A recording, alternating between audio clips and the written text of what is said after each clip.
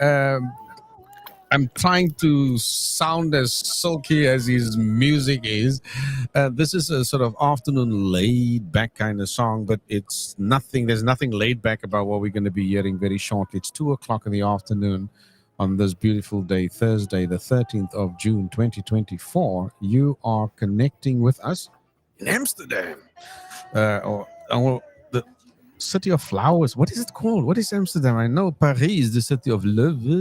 Rome is the eternal city. Can somebody quickly Google what is Amsterdam? Is it what city is it? City of flowers?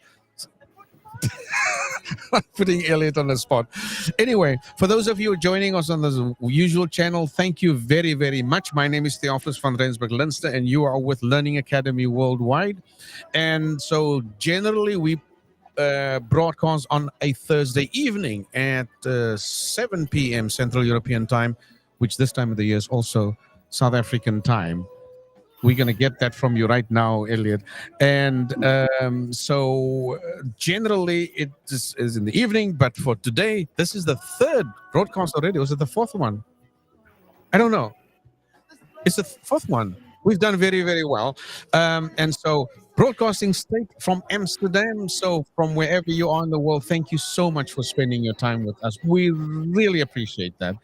And all intended to advocate, promote the kind of initiative that we have in rural South Africa for young people to support their employability, desire to start a new business, or maybe an interest to study further by providing them knowledge and skills in the area of agriculture. So the vocational training in agriculture project is what we promote on this particular broadcast on this platform. The platform goes out to 5 different social media spaces: LinkedIn, YouTube, if you are there, Instagram for sure, Facebook. Did I say Facebook already?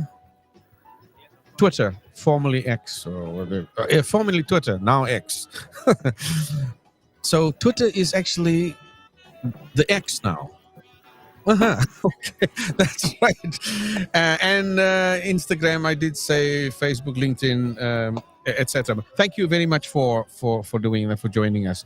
We are in the company of Kylie Jensen's here in the studio and Tarita Polokutis. They both are staff members with Learning Academy Worldwide.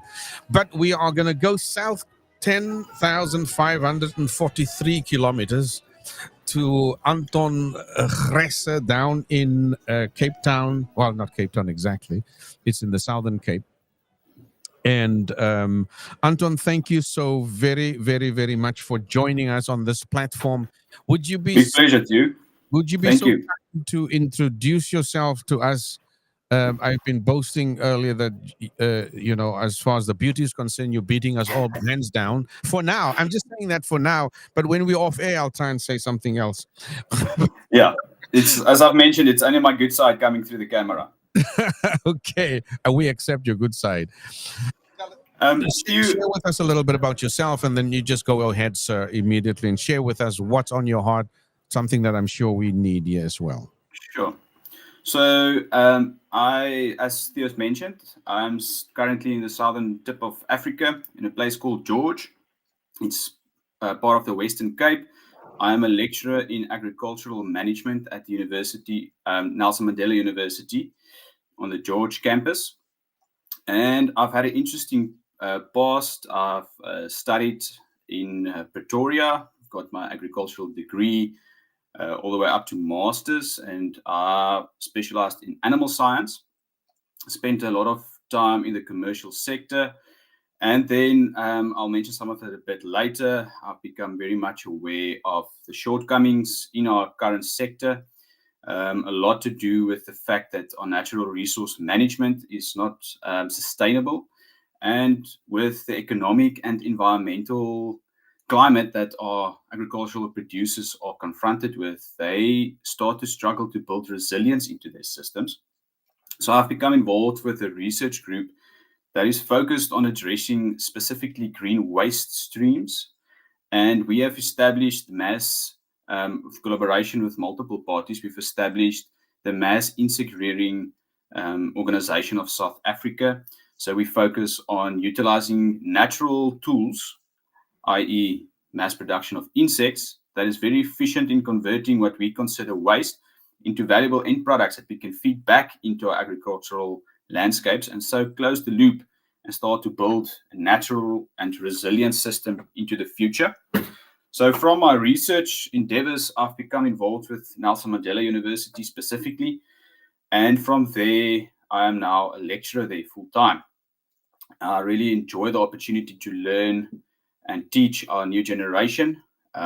We have at the moment, exclusively all our students, at least 99% of them are originating from rural South African communities.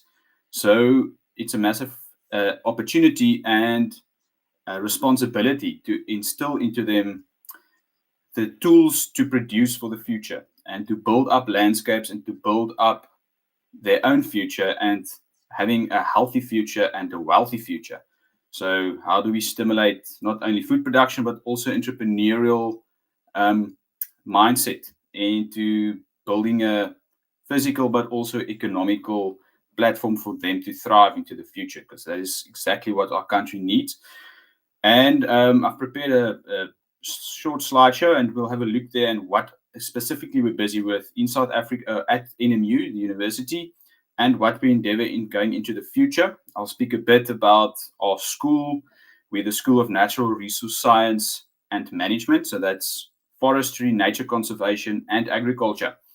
And looking at our contemporary challenges that we face, not only in the garden route where we are situated, but South Africa as a whole, it makes sense to start to put our minds together from the different departments and to see how we can take hands to address the issues that we are facing, and how our students, postgraduate students specifically, can start to help us identify and overcome the challenges that our industries are facing.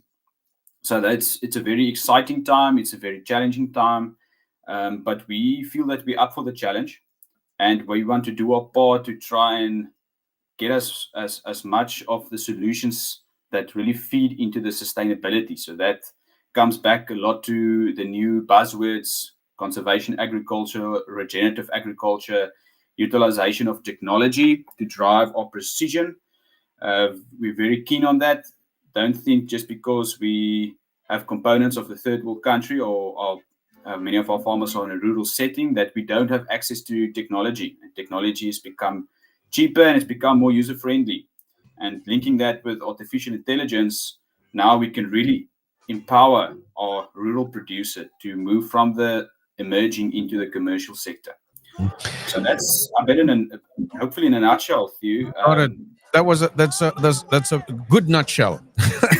Yeah, please stop me. I can go on a tangent. No. I appreciate it. It's a good thing that you're passionate about it. In fact, it's exactly what we sort of sensed earlier, also because we had a chat with Rhoda Malchas earlier today, and Yes, so one of my colleagues.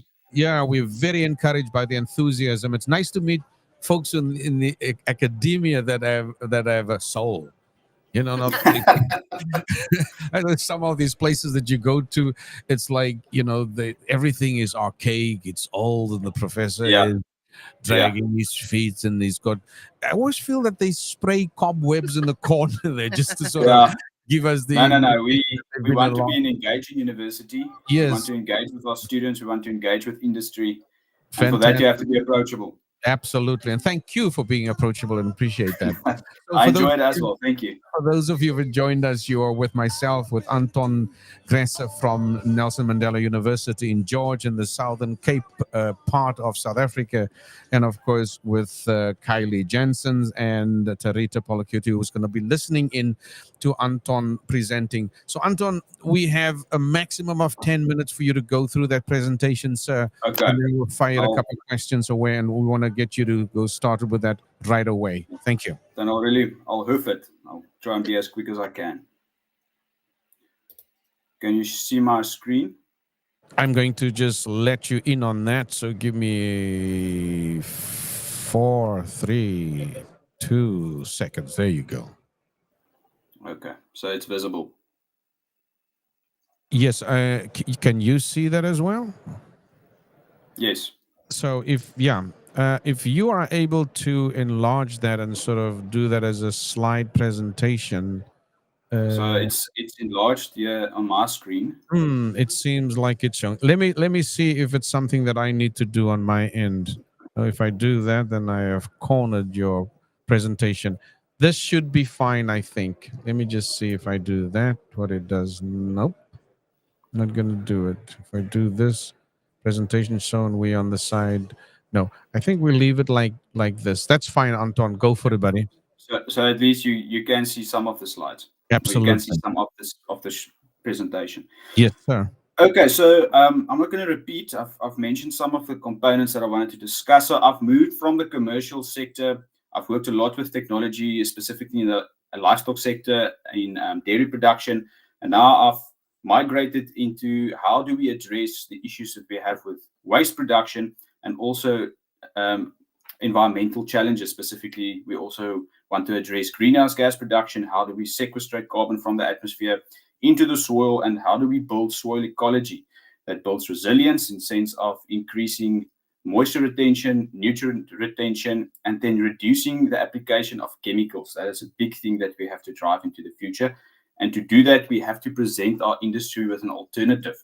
And that is why we've now incorporated the production of insects. So that is on a mass scale production. It's very artificially intensive use of technology where we monitor these systems and we have a large throughput of green waste. And as I've mentioned, we convert that.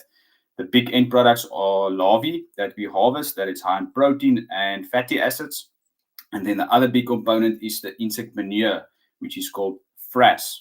So from that, I've established my own company. We are called BSF Innovative Organics. So the acronym BSF, yes, it relates to the fly, the black soldier fly, but it's also for biosustainable food, farming, and future. So the insect manure, the frass, it's a very valuable product. So you'll find it in nature. It's something that nature will be producing. So the components of this product is high in beneficial microbes. It is high in plant available nutrients. And it also contains chitin, which is the exoskeleton of the larvae. So this helps to stimulate the autoimmune response in plants. So it helps them to develop a natural defense against pests and diseases. So this product has the potential to start ticking a lot of boxes into the future. A lot of our commercial agricultural landscapes today are very sterile from many years of chemical application, hard tillage. So the mechanical and chemical input has resulted in a lot of damage, and we have to start to rebuild inside of our agricultural soils, reestablish the ecology, as I've mentioned, and from there we can have systems that become circular and we reduce the harmful inputs that the conventional methods require. So that is, in a nutshell, this product. We're very excited about it. We have registered the product with our Department of Agriculture, so we can commercially now present this as an opportunity for farmers to start addressing the challenges that they face. So this is just a quick photo I've taken in the field. So this is a trial that we were running on a vineyard. It's a Sauvignon Blanc in the Western Cape, Robertson area. To the left was the trial on the competitions product. Sorry to cut you there. I don't think we see that. Have you moved to that next slide there? Yes, I have. So Maybe there's a delay. well, it's still there. It is. Okay. It just came across the border. Yeah. Are you, so it's visible? Yeah, we can see it now. Yeah. Okay. Thank you. So if you look closely to the left, you'll see that the vegetation on the left is not as well developed to the right. So the vegetation or the trees, the vineyard trees on the left, that they actually received double the application of the competition, which is also a natural organic product. And to the right was the frass. Now it's 50% the application rates.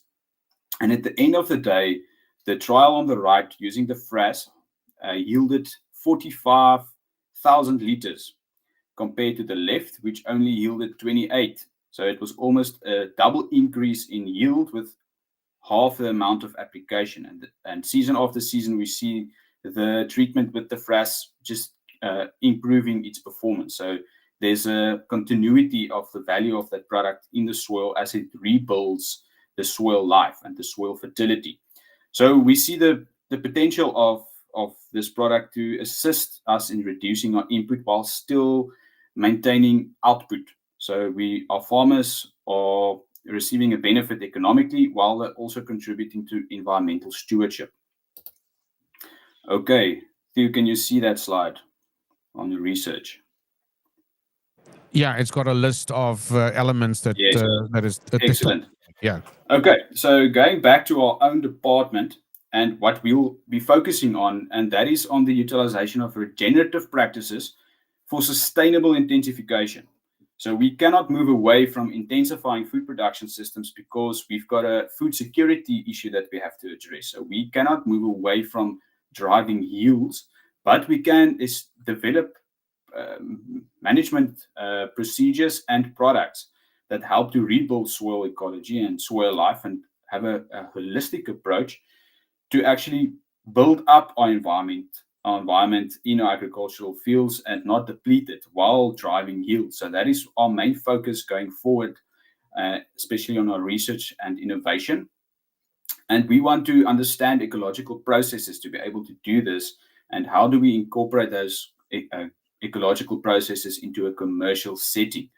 So at the moment, we have completed 3 honors projects last year on the use of frass. There's 1 underway this year on the use of frass and 2 others working with vermicompost. So we are now trying to establish the value of insects and their byproducts and how we can utilize that to the full. But we are not shackled down by only focusing on this one industry of insects. We will be focusing on anything from the soil up to the farm gate. So in the future, we'll consider research topics that's very much linked in with the soil, but also looking at feed or animal production and how we can address issues across the different sectors in our or different enterprises in our agricultural sector. And then, as I've mentioned, we will be constantly looking at how we can apply technology to help aid our producers and our learners to understand the biological entities that we are trying to manage. And we're not moving away from understanding the biology, but how do we apply the technology as a tool to manage the biology? I believe firmly that if you become 100% dependent on technology to do all the work for you, you're going to start making mistakes. So we're very much focused in having our students understand the biology, the soil, the plants, and the animals that they work with. Okay, so we are the School of Natural Resource Science and Management. We have conservation, forestry, and agriculture working together. We already have postgraduate students working across the different fields, interdisciplinary. One of the students is actually now looking at the insect diversity that we encounter on regenerative landscapes, specifically in agriculture. So that is one that's joined with the agriculture and conservation departments. So we will continuously want to try and drive this interdisciplinary approach, and how do we address our production issues by still considering the natural processes, and how would we combine them? Once again, focusing on the use of technology, understanding our biophysical environment, and how do we link that with the digital to help us acquire the needed data and to analyze that to make informed decisions going into the future. We have established a meteorological station at the NMU George campus. We are in the process of upgrading that station with the use of Campbell scientific technological components to help us continuously monitor weather conditions. And now we can incorporate that continuous data stream with the trials that we are running on campus. And then I'd want to talk about the future innovation hub that we want to set up on campus. We will be installing intensive technological monitoring tools. Sorry, we're nodding in affirming here, so that hub excites us all. Okay, excellent. And then we'll be focusing on soil, plant, and intensive protein production on campus. So we don't have a research farm where we can do practicals. We take our students out to the industry surrounding our campus, but here we'll have a facility where we can start to generate an environment where we can have undergrad and postgraduate students becoming very involved with the work that we are doing for education. So this is a satellite image. I hope you can all see it of our future. I have a drone innovation hub of site. exactly this. Yeah. You can see. Yes, sir. Okay, excellent. Say again, did you see it? Have you seen it already? So we're seeing it right now. Okay, excellent. So site one, as you'll see there, that's already a facility that's under roof we have access to. So inside that facility, it's just over 100 square meters. We'll be wanting to install equipment infrastructure that we can utilize for doing vertical trials with plants or animals, like thinking of things like aquaculture or even chicken production or insect production. And then within that facility, we'll be wanting as many different probes as we can to measure multiple different parameters. And then from there, we'll have a centralized management software site where we gathering all the data, and from there we can feed it into the different research streams and hopefully start producing relevant peer-reviewed research publications to help us to put the necessary work that's very relevant to our area and Africa specific challenges in the academic publication realm, but also to inform the local populace and the communities that's also involved on what is best practice for sustainable food production. So site two, as you'll see, there's a big open field that we can cultivate and convert into a bit of a larger environmental or outdoor laboratory. We will be planting different crops and also monitoring their different parameters over time with the use of technology. What So is the the two size? sites will be very What is strongly the linked. size of site two? Say again, what's the size? Yes. So Theo, that is roughly, I think it's between 1.5 and 2 hectares, but we'll be developing it probably in cells, where the different departments will be having access to their own trials. So that's forestry, nature con, and agriculture. And our big objective will be to build a system where we can adjust as we're going forward. So we'll want to be able to convert different parts of the field for multiple trials, whether it's in site one or site two. So it'll probably in the future be a grid-based site. We will be running multiple different trials with multiple species in parallel. So that is just a short introduction. We still have a lot of work to do at the moment. There's nothing being developed as of yet. We're busy with a strategic plan and a budget to start getting the ball rolling, and hopefully we'll be up and going in the next few years. Hopefully by the end of this year, we'll already have 1 or 2 trials at least running with the rudimentary equipment we have on hand at the moment. Yes, and I want to talk about that rudimentary equipment. Yes. So we're talking quite a lot about Nelson Mandela University sort of demo farm, or this hub that you call it. And Yes. the discussion with yours, I think the idea is that we kind of support that drive because everyone's going to win there. This could also be a model for corporate to see what is available, especially if it's new, especially if you can get out of that rudimentary phase into using a technological solution that is not only novel but has been tested elsewhere, right? So absolutely, why these establishment or these relationship with spots like Delphi here or University of Wageningen is so crucial for us to bring into the orbit. Tarita, you were nodding your head quite a lot there. And so was there anything that specifically resonated you from what Anton said? Well, I've seen the impact of pesticide resistance and how detrimental that can be, especially to vegetable farming. So, yes, I'm very pro. I think it's very interesting. And I've also seen other biological control in the past in my career, and it works. It definitely works. It takes time, but it works, and it's the way to go for the environment. Yes.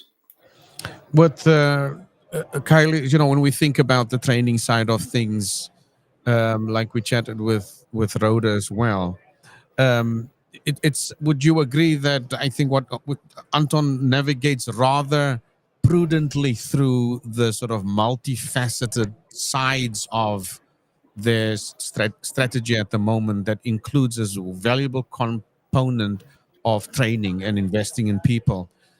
That resonates with us, right? Yeah, 100%. Yeah. Theo, I think as well, Anton, when you mentioned your It's a little bit up the your engagement with industry, I think Thank that you. was critical. So that, like you said, you know, there's a sustainability element of this as well, not just training or learning for or researching for the sake of it, but for actually increasing the access to, job security and sustainability. Yes. I think that really resonated with me, and I really did enjoy what you said about South Africa and in Africa in general. Is that it's not like we don't have any technology. The Mm. fact is that we do have the ability and the, I suppose, the passion to build on what we already have, and I think that's fabulous. As much as Definitely. being at GreenTech, we've seen some new incredible innovations, and Mm.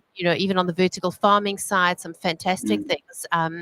But we can build on what we've already got as well, and I think that was Yes. heartwarming to hear. Yeah, and I want to latch on to that because Mm. Anton will agree, will echo this at least in our conversation. Anton, we one of the things that I didn't have a hat on that day, but I would have taken it off for you because of that wonderful congruence that you have between the research side and the business sector. That you have Yes. your own business, I think, is absolutely fantastic because that strengthens your capacity and ability to make it real for the students. Because Absolutely. so be saluted once again for that. Now you have two hats of mine, and so Thank you. but yes, was it something you Just wanted? in closing, I don't know if you can see my last slide. We're seeing it here. It says teaching and learning. That sort of Yes, focus. that's a Yes, few pics of where we take the students now talking about industry to interact yes, with the industry and to see, what is it that's waiting for them out there, and also to recognize the challenges that they will have to address as the future agricultural managers. Um, so we are very much focused on what you've mentioned, Theo, and how do we as academics really plug into our industry and make our industry part of our university. no, absolutely. And you're fulfilling that crucial part of teaching and learning, but you're doing it differently. You're getting those hands dirty and you get some dirt under the nails, and that's really fantastic. So, Yeah. listen, thank you so very, very, very much, Anton. We have plugged so much, I can assure you, for everything Nelson Mandela University these Thank you, last Theo. 3 days. Yes, we have, and we've talked numbers. Now I know there was a second part of what you were saying, and that's concerned with budget. No, we don't know what your Yes. budget is yet. Across from me sit two very rich people, so whatever money you require Excellent. will probably be a Excellent. piece of cake for us. Since we are in, It'll be used for a novel and very relevant application yeah, that no, will hopefully have evidence for many generations to come. yeah. And just this morning, I had a meeting with a company that actually we visited Nelson Mandela University together Excellent. about a year and a half ago, Tarita, when we were there, and so we had spoken about the need for the demo farm Mm. to include innovative solutions that will strengthen the hand of lecturers to bridge that gap between the learning and the Absolutely. corporate world. So we're on the same sort of wavelength there, and I really, really appreciate you coming along and sharing that with us Big pleasure. today. Big pleasure. Yeah, as they say, watch this space. Yes, we'll watch this space, of course. We are dreaming big, and we are yeah, Yes, our pot is wanting to burst yes, from excitement. We just we're a bit held back by the time and budget constraints, but we will not let that stop us yeah. going forward. Wonderful. Thanks again, sir, for your time. Appreciate that. Have a wonderful Big rest of pleasure. your Thursday. Same to Okay. you. Same to you. Thank Thank you you. so much for the opportunity. You are welcome. For those of you who have Bye. joined us, that last word came from Anton. I must pronounce it. How do I pronounce it, Anton? Gresa. Gresa. Okay. Gresa, yes. Okay, I got it right there. And Thank you. you're welcome. So thank you for your time. For those of you who've listened in, thank you for joining us this afternoon. This particular broadcast will stay on those platforms for a while. Not till death us do part, but for quite a while. And you're more than welcome to join us there. Leave some comments or send some questions that you may find interesting. We are very, very excited for the potential possibilities of partnerships that make a difference for young people on the ground. Thanks for your time. Thank you very much. Kylie, thank you very much. Tarita, hartelijke Welcome. dankie, bro. Thank you. Groot plezier. Anton, all of the best for you, sir, and thanks for your time. Same to you, colleagues. Appreciate it. Thanks. Bye bye. Bye-bye. All the best.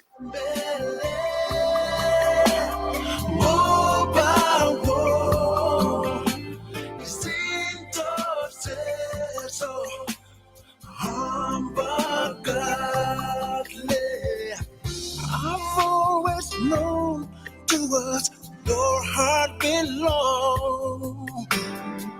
Now I know through your love I've grown so strong, so strong.